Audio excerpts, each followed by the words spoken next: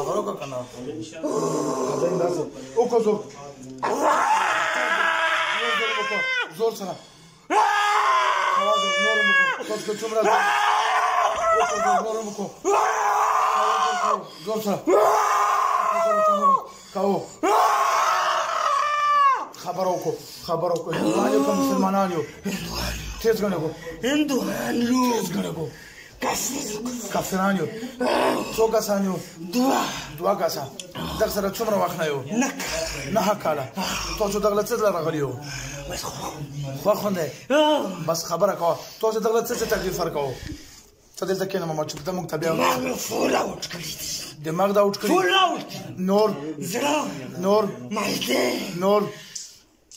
سبق ته نه پرېږدو قرآن مونځ نو ته خو چې مسلمان یم نه مسلمان کافر یم او ښځه ته نه پرېږدو چېرته نه برو ښځه ته خو نور بس تباه کړی تباه کړی کمزوري پسې کمزوري راولو کمزوري او نور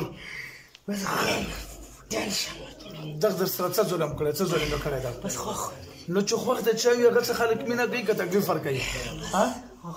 څوک چې چا خوښ هغه څه مینه کوي که تکلیف ورکوي دا راته ووایه ووایو بیا ګوره سزا ورکوم چې پټ یې بیا څنګه وهم بیا به داسې ظلم کوو ورسره بیا کوو داسې ظلم دوکې مه کوه بیا ګوره ټنګ در کوم درته صفا خبر راته سر ته ورسوه بیا وژنم بیا ور کوو داسې ظلم بیا کوو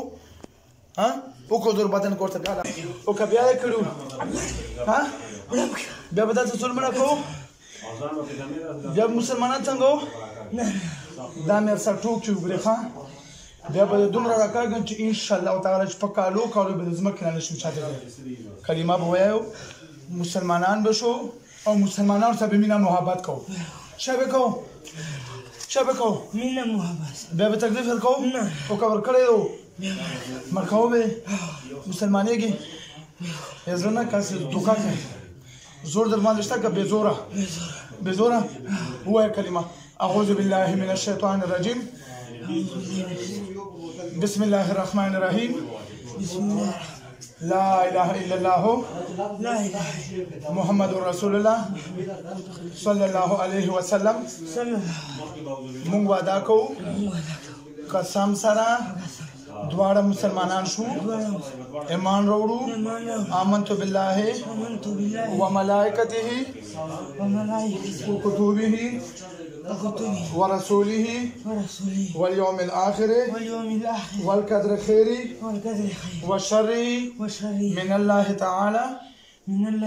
والبعث بعد الموت مسلمانان شو ایمانم وروړو او قسم خورو په الله باندې چې بیا به موږ ډېر اندو کې تکلیف نه ورکوو او که بیا موږ دوکه کړې وه بیا به موږ د سختې سزا حقدار وعده که دوکه ده ورته وګورئ کو شابه دوه درې چیغې تیز وباسو په چوکۍ بسم الله کلمه سره وځه